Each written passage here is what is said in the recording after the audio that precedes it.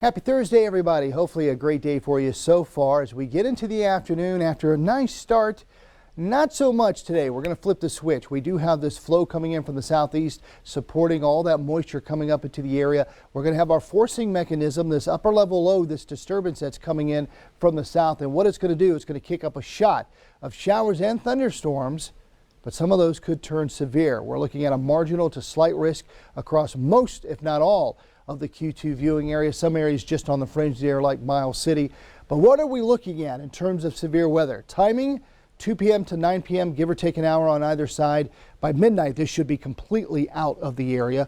But we're going to see gusts over 60 miles an hour. We could have golf ball size hail, heavy rain, and lightning. Now, some of these storms could be slow moving, and that means you could sit on top of an area for a while and it can just dump a whole bunch of rainfall. Too early really to say for sure if that's going to happen.